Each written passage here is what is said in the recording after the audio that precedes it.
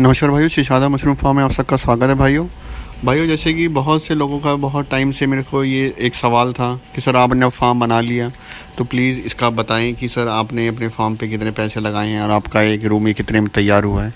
दोस्तों इस वीडियो की आप लोग काफ़ी देर से इंतज़ार कर रहे थे, तो आज वो वीडियो मैं आपके सामने लेकर आया हूँ। आज दोस्तों मैं इस वीडियो में आपको बताऊंगा कि मेरे एक इस रूम के अंदर मैंने कितना पैसा लगाया है, कितने पैसे लगे हैं। और एक 40x16x16 का एक रूम, नॉर्मल रूम, जिसकी जो लेंथ है 40 फीट लंबा और 16 फीट चौड़ा और 16 फीट हाइट का एक रूम अगर आप तैयार करते हैं तो लगभग मोटा मोटा कितना पैसा इसके अंदर लग जाता है, वो मैं आज आपको दोनों बताऊंगा। दोस्तों ये जो मेरी वीडियो है ये पूरी लास्ट तक देखिएगा, क्योंकि कई भाई होते हैं कि वीडियो पूरा देखते नहीं और सवाल पूछे चालू कर देते हैं। तो अगर आप ये वीडियो पूरा लास्ट से देखेंगे तो आपको आपकी जो भी सारी क्वेरीज़ है इसमें सारा मैं कोशिश करूँगा कि रिकवर करूँ, सारे आपके सवालों का जवाब दे सकूँ। क्योंकि मुझे ज़्यादातर जो लोग पूछते हैं सवाल उसके बारे में मैं कोशिश करूँगा इस वीडियो में कवर करने का और उसके क्वेश्चन का जवाब देने का। दोस्तों अगर आपने अभी मेरा चैनल दोस्तों सब्सक्राइब नहीं किया है तो प्लीज़ मेरे चैनल को सब्सक्राइब करें, लाइक करें, शेयर करें।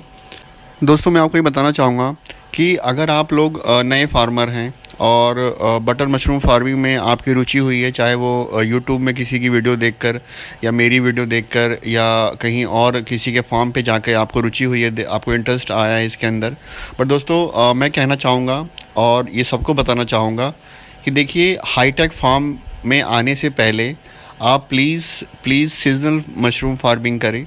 सीजनल मशरूम फार्मिंग उसको कहते हैं जो कि एक मतलब एटमॉस्फेयर, जैसे कि सपोज़ ठंडी के मौसम के अंदर की जाती है। ठीक है, ठंडी के मौसम में क्या होता है, जब आप सीजनल मशरूम फार्मिंग करते हैं उसके अंदर क्या होता है, उसके अंदर आपको कंट्रोल्ड टेम्परेचर कंट्रोल रूम की ज़रूरत नहीं होती है। कुदरती आपके पास जो वातावरण होता है, ठंडी का मौसम होता है, उसी के बदौलत हम लोग खेती करते हैं, इसकी फार्मिंग करते हैं, जिसका जो अनुकूल जो टाइम है हमारे यहाँ यूपी, पंजाब, हरियाणा में वो सितंबर से है। अक्टूबर सितंबर से इसकी तैयारी चालू हो जाती है और फरवरी लास्ट तक, मार्च के फर्स्ट वीक तक इसकी हम फार्मिंग करते हैं। तो दोस्तों जो भी नए भाई हमारे बटर मशरूम फार्मिंग करना चाह रहे हैं और सीधा ये सोच रहे हैं कि मैं हाईटेक फार्म पे ही जाऊं और हाईटेक फार्म ही लगा दूं, तो दोस्तों ये गलत है। जब तक आप बटन मशरूम फार्मिंग की बारीकी से जानकारी ना ले लें तब तक हाईटेक फार्म के बारे में सोचिएगा भी मत। देखिए, क्योंकि इसके अंदर एक पैसा, एक रकम लगती है जो कि बहुत बड़ी होती है। ठीक है, जब तक आप मशरूम फार्मिंग के बारे में A to Z जानकारी आपको नहीं मिलेगी तब तक आप इसमें सक्सेस होने के चांस 10% है, 90% फेल होने के चांस है। तो दोस्तों पहले अगर आप नए फार्मर हैं तो पहले एक बार सीजन मशरूम फार्मिंग कर ले। हाँ, जिस भाई के पास जगह नहीं है, स्पेस नहीं है सीजन मशरूम फार्मिंग करने का, वो अपने एक छोटे से कमरे में भी 10 से 20 बैग रखकर एक बार देख ले कि कैसे इसका माइसीलियम रन होता है, कैसे स्पॉनिंग करते हैं, क्या क्या इसके अंदर बीमारियाँ आती हैं, क्या दिक्कतें आती हैं। और एक वेल इंस्टीट्यूट के अंदर जाके ट्रेनिंग इसकी ले लें, या तो किसी फार्मर के पास जाएँ, फार्मर के फार्म पे ही काम करें, थोड़ा दिन, एक हफ़्ता रह कर देखें और वहाँ से आकर ट्रेनिंग ले लें। देखिए, क्योंकि मैं इसके लिए सबसे ज़्यादा आपको इसलिए मैं कह रहा हूँ कि मैं काफ़ी लोगों को जानता हूँ जो पहली बार ही में ही एसी फार्म लगाने में रुचि ले रहे हैं और एसी फार्म लगाने की इच्छा रख रहे हैं। ठीक है, बट आज के टाइम में क्या, देखिए, आपने वीडियो में देखा और किसी और से सुन लिया, कहने और सुनने देखने में बहुत फ़र्क होता है ग्राउंड लेवल का। तो दोस्तों मैं अपना जो भी आपको अभी बताने जा रहा हूँ, इसका जो एस्टीमेट है, जो इसका मैंने कितना पैसा इसमें खर्च किया और कितना पैसा एक रूम में लगता है, उससे पहले मैं इसलिए बार बार ये दोस्तों कह रहा हूँ आप लोगों को कि जब तक आप लोगों ने सीजनल मशरूम फार्मिंग नहीं करी है या तो आप पूरा अपने इसके बारे में नहीं सीखा है, तब तक हाईटेक एसी फार्म के लिए मैं पर्सन किसी को नहीं सजेस्ट करूँगा। पहले आप सीजनल मशरूम फार्मिंग करें, उसके बाद ही हाईटेक फार्म के अंदर आएँ। तो दोस्तों मैं आपको भी बताने जा रहा हूँ कि मैंने अपने रूम के अंदर जो पैसा लगाया, जो पैसा मेरा खर्च हुआ है ये रूम बनाने में, वो ये है। जैसे कि सपोज दोस्तों मैंने जो लैंड जो चूज़ किया है, जहाँ मेरा ये फार्म है, ये पहले गड्ढा था तो हमने यहाँ पर मतलब लैंड को मतलब मिट्टी डलवाई है, लैंड को पूरा सही करवाया है। तो लैंड बनवाने में मेरा अप्रॉक्स 45,000 रुपये खर्च हुआ है। ठीक है, 45,000 रुपये मेरा लैंड बनवाने में खर्च हुआ। इसके अलावा मैंने प्रोजेक्ट रिपोर्ट बनवाई थी, जो कि मैंने तो ज़्यादा पैसा दे दिया था, मैंने 10,000 रुपये दिया था SM बायोटेक को। क्योंकि उन्होंने मुझसे बोला था कि अगर आप हमसे फार्म बनवाएंगे तो ये पैसे रियम्बर्स हो जाते हैं, बट जो जो क्या कहते हैं, मैंने उनसे नहीं बनवाया तो वो मेरे पैसे ख़राब गए। बाकी अगर आप लोगों को अगर प्रोजेक्ट रिपोर्ट बनवानी है तो दोस्तों आज के टाइम में 2,500 हज़ार रुपये में भी, 2,500 में भी ये प्रोजेक्ट रिपोर्ट बन जाती है। बहुत से लोग हैं जो प्रोजेक्ट रिपोर्ट बनाते हैं। तो इसमें वो डिपेंड करता है कि मतलब आप कैसे किससे बनवा रहे हैं। और दूसरा बात, जो लैंड वर्क का जो मैं बता रहा हूँ, ये दोस्तों ये वो खर्चा है, जैसे सपोज अगर आपका लैंड पूरा प्रॉपर आपके पास सही है, आपको कुछ इसमें कोई दिक्कत नहीं है, तो ये आपका पैसा बच जाएगा जो मैंने 45,000 लैंड वर्क में खर्च किए हैं। इसके अलावा दोस्तों मैंने फ्लोरिंग बनवाई थी, जो कि फ्लोरिंग मेरा जो फ्लोरिंग उसको बोलते हैं, जो जिसके ऊपर ये पफ और ये सारा स्ट्रक्चर खड़ा होता है, उसकी एक फ्लोरिंग बनवानी पड़ती है। तो फ्लोरिंग मेरा 62,000 करीब 62,000 रुपये खर्च हुआ था। इसके अलावा जो मैंने जैसे कि आप लोगों को पता है कि मैंने ब्लू स्टार से काम करवाया है, तो मैंने ब्लू स्टार ने जो मुझे दिया है, जो सामान जो मुझे दिया वो मैं आपको बताना चाहूँगा। जैसे कि पफ पैनल ब्लू स्टार का है, मतलब ब्लू स्टार ने ही लगवाया है और उन्हीं का कंपनी अप्रूव्ड ब्लू ये पफ हैं। इसके साथ मेरी 5.5 टन की मशीन है, आउटडोर यूनिट और इंडोर यूनिट है। इसके अलावा मुझे कंपनी ने आपका ब्लोअर दिया है, बम्पर दिए हैं, और क्या कहते हैं, गेट दिया है, और डक्टिंग पाइप दी है, डक्ट बनवाया है। तो ये सारा पूरा जो खर्चा है, डैम्पर, ये सारा जो खर्चा है, अप्रॉक्स मेरा जो GST के साथ ये 8,30,000 रुपये का है, जो पड़ा था मुझे ब्लू स्टार से। इसके अलावा ट्रांसपोर्ट का जो एक्सपेंस है, जो ट्रांसपोर्ट, ये वो ट्रांसपोर्ट है जब आपका माल आपके यहाँ पे आता है जिस गाड़ी के अंदर, तो उसका पैसा लिया जाता है। तो मैंने 35,000 रुपये दिए थे ट्रांसपोर्ट के, जो मेरा सामान उतरा था। इसके अलावा दोस्तों, जब आपका सामान उतर जाएगा, स्ट्रक्चर जब आप पफ पैनल आपके खड़े होंगे, रूम बनेगा, तो उस वक्त दोस्तों आपको ये सीढ़ियाँ बनवानी पड़ती हैं लोहे की एंगल्स की। और इसके अलावा इसमें रूफ पे ना सपोर्ट लगता है लोहे का एंगल का, 3x3 का या 4x4 का कोर पाइप का। तो वो जो लोहा मैंने ख़रीदा था वो अप्रोक्स मेरा था 34,650 रुपये का एंगल, आयरन एंगल। और इसके साथ जो इसको जिसने लगाया था, जिस लोहार ने, जिस आदमी ने इसमें काम किया था, उसको मैंने 8,000 रुपये दिए थे ये काम करने के लिए। इसके अलावा मेरा जो जनरेटर आया था, क्योंकि उस वक्त हमारे पास 3 फेज़ की पावर नहीं थी, और मतलब उस जिस लैंड पे ये लगा हुआ है, लाइट की सुविधा नहीं थी, क्योंकि लाइट आती जाती रहती है हमारे यहाँ। तो उस वक्त हमने जनरेटर हायर किया था, जनरेटर का हमने 6,000 रुपये दिया था पूरे मतलब पूरे काम का। तो इसके अलावा दोस्तों, हाँ, मैंने जो मेरा बेड बनाया है, जैसे कि आप लोगों को पता है, जैसे कि मैंने ये वही स्ट्रक्चर यूज़ किया जो मैंने अपनी सिजल मशरूम फार्मिंग में स्ट्रक्चर यूज़ किया था, लकड़ी और ये नट बोल्ट यूज़ किया था।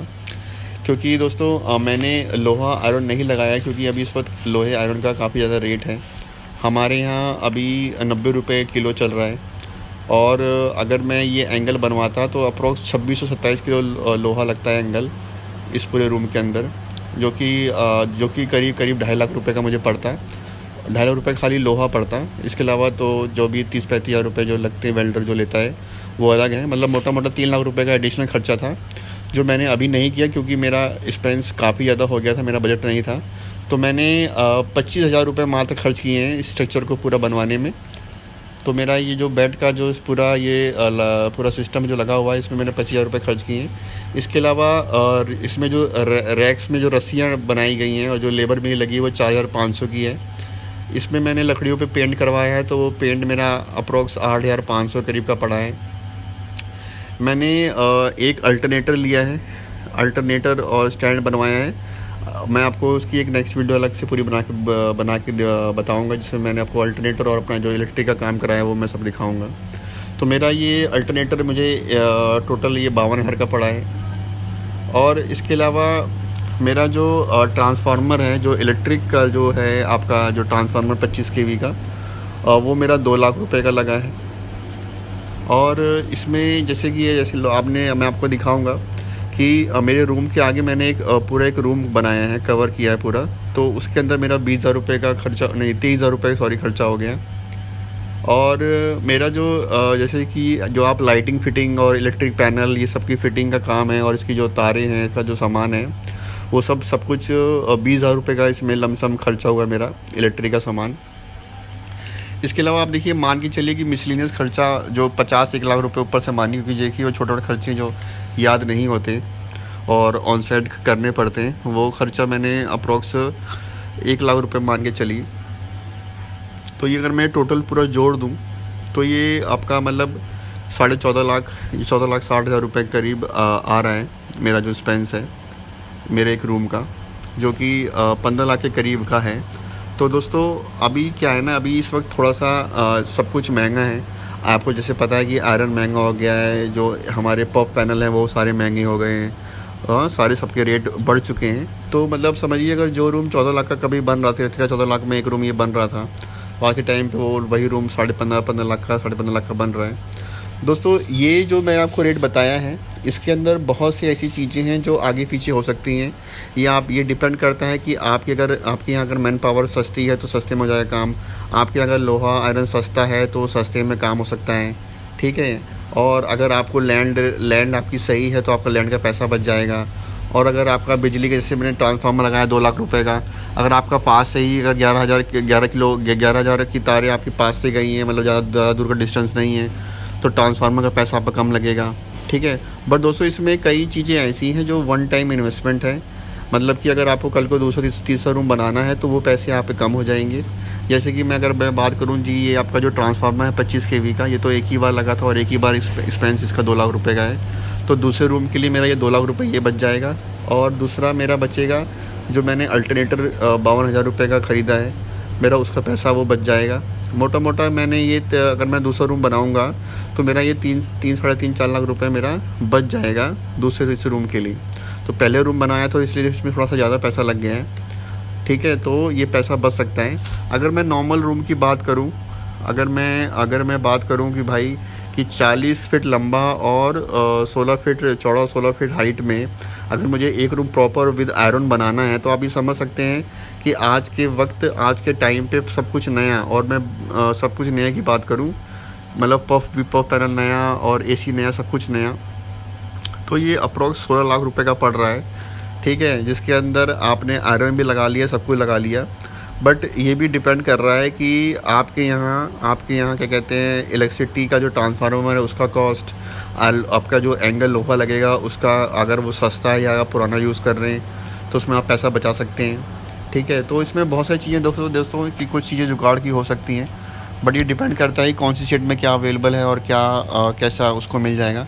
दोस्तों मेरा कहना यही है, देखिए आप जुगाड़ हर चीज़ में लगा लीजिएगा, बट पफ पैनल और जो आप यूनिट ले रहे हैं, एसी ले रहे हैं, इसमें जुगाड़ मत करिएगा।